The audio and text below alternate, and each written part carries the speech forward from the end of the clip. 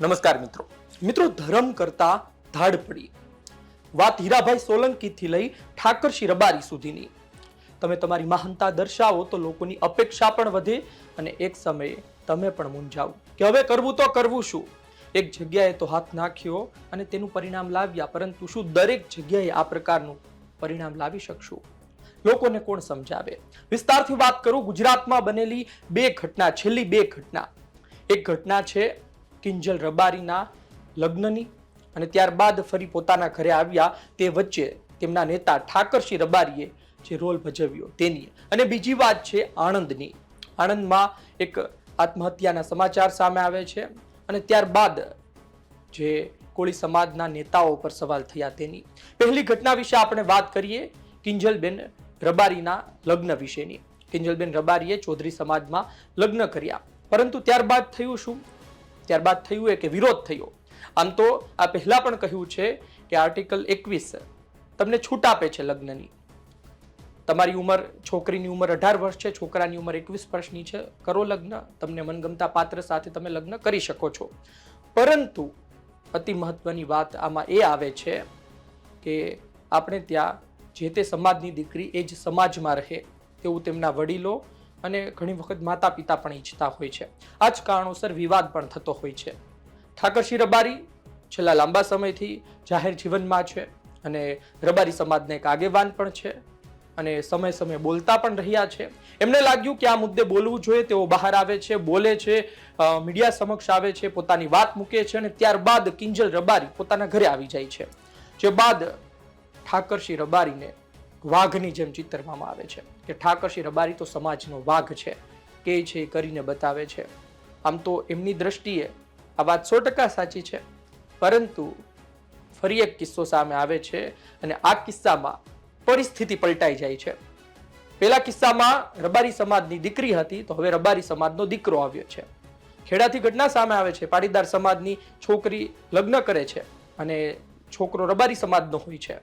તો લોકોની અપેક્ષા વધે છે અને લોકો ઠાકરસિંહ રબારીને કહે છે કે લાવી દો અમારી દીકરી.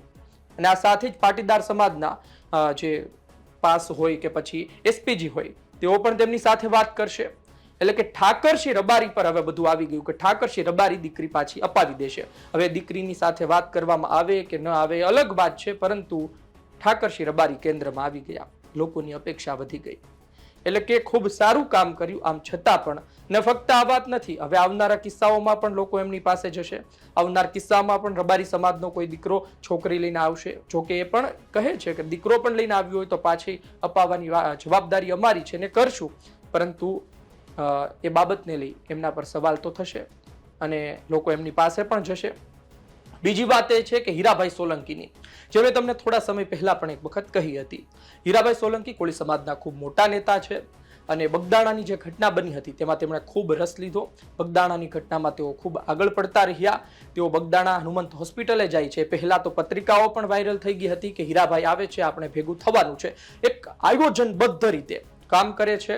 તમામ ધારાસભ્યોને લઈને મુખ્યમંત્રીને મળવા જાય છે અને પોતાનો પરચો બતાવે છે અને આ સાથે જ તેમાં ખૂબ મોટી નામના મેળવે છે. સમાજનો પ્રેમ પણ ખૂબ મળે છે. પરંતુ ત્યારબાદ શું થયું? ત્યારબાદ આવી આણંદની ઘટના. જીવન ટૂંકાવે છે દીકરીઓ. આની પાછળ લોકોને લાગે છે કે કંઈક તો રંધાઈ રહ્યું છે. સવાલો કરે છે, એક પછી એક આગેવાનો ત્યાં પહોંચે છે, પરંતુ હીરાભાઈ ત્યાં નથી પહોંચતા. ઘણાએ વિડીયો બનાવ્યો કે ભાઈ આવું કેમ છે, તમે ત્યાં તો પહોંચી ગયા હતા, અહીં કેમ નહીં? જોકે ત્યારબાદ તેઓના પરિવારના લોકો, પીડિત પરિવારના લોકો મળવા જવાના છે એમને, પણ સવાલ તો એ થયો હતો અને સવાલ આવનાર દિવસમાં પણ થશે. એટલે કોઈ મોટી ઘટના બનશે એટલે લોકો અપેક્ષા રાખશે કે તમે કેમ નથી આવતા.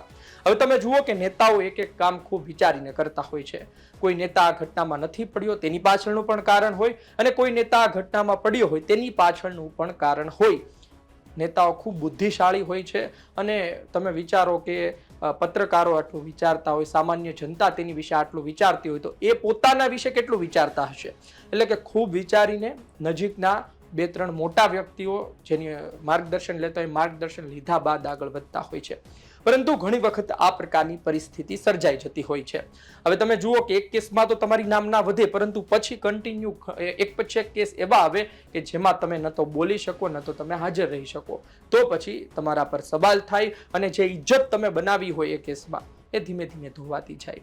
એટલે કે ઠાકર શ્રી રબારીના કેસમાં તો એવું છે કે હવે કેટલી દીકરીઓ રબારી સમાજના છોકરાઓ લાવે છે તેના પર નિર્ભર છે ને એ કેટલી દીકરીઓને પાછી મોકલે છે.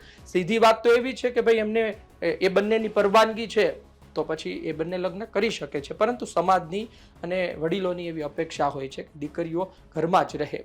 હવે દીકરાઓ બાબતે એ વલણ રાખી શકે છે કે નહીં, દીકરાઓ એ માનશે કે નહીં, કારણ કે પછી તમે મનાવવા જાઓ તો દરેક પરિવાર સમાન હોતા પણ નથી. ઘણા પરિવાર તમારું માને, ઘણા પરિવાર તમને સમાજના વડીલ તરીકે જોતા હોય, ઘણા પરિવાર એવું પણ કહી દે, ગમે એવા મોટા વડીલ હોય કહી દે કે ભાઈ એ અમારા ઘરનો પ્રશ્ન છે, અમે એનું નિરાકરણ લાવી દઈશું.